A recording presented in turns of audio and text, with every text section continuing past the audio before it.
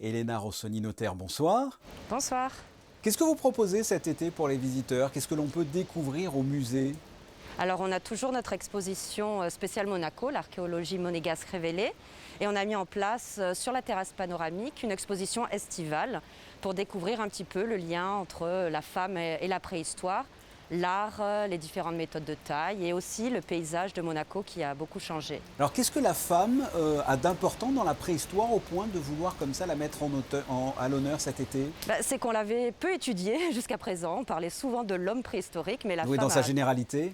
Exactement, la femme a bien sûr aussi eu sa place, donc on la met ici et on va continuer même à la rentrée à la mettre en valeur, en évidence, grâce aux études et aux recherches qui ont été effectuées par nos équipes et par nos collègues. Ici, on vous propose par exemple les statuettes féminines des Balzirossi, des grottes de Grimaldi, donc là où le prince Albert Ier et ses équipes, ainsi que Louis Barral et Suzanne Simone, ont beaucoup fouillé.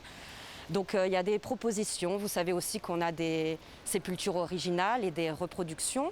Donc on a la Dame du Cavillon par exemple, et là on propose avec les dessins d'Éric Lebrun des restitutions de ces premières femmes de la préhistoire. La Dame du Cavillon, qui est-ce? Alors la Dame du Cavillon, c'est une très belle histoire. Il y a une très belle monographie, un ouvrage scientifique qui est sorti dirigé par le professeur Delumlé, auquel nous avons collaboré, et on a été réétudié une sépulture, un squelette qu'on pensait d'un homme. On l'appelait l'homme de Menton jusqu'à la nouvelle étude, et en fait c'est une femme qui a vécu il y a 25 000 ans dans la région et qui a été parée pour son voyage dans l'au-delà, par exemple, d'une coiffe funéraire. Il y a eu de nombreuses offrandes qui lui ont été faites.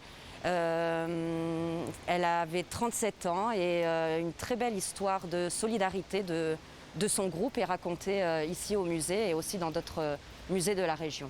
C'est ce que l'on va pouvoir donc découvrir au musée. Vous proposez aussi des activités, des ateliers?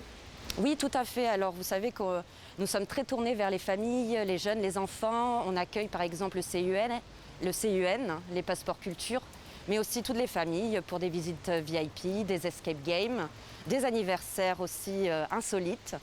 Donc tout le monde est bienvenu au musée cet été. Oui, il y en a pour tous les âges? Tout à fait. On va proposer d'ailleurs prochainement, pour la première fois, un atelier pour les 3-5 ans, pour les petits bouts de chou, et avec des fouilles, avec de la peinture et une première découverte de la recherche préhistorique. Et que faut-il faire pour participer à ces activités? Alors, l'entrée, vous le savez, est soit gratuite sur présentation de la carte d'identité monégasque ou pour les enfants de moins de 5 ans. Sinon, c'est 1 €. Et pour tout ce qui est atelier et visite guidée, il y a les tarifs et l'inscription, bien sûr, auprès de l'accueil du musée. Elena Rossoni, notaire, merci d'avoir répondu à mes questions. Merci beaucoup, à bientôt. À bientôt.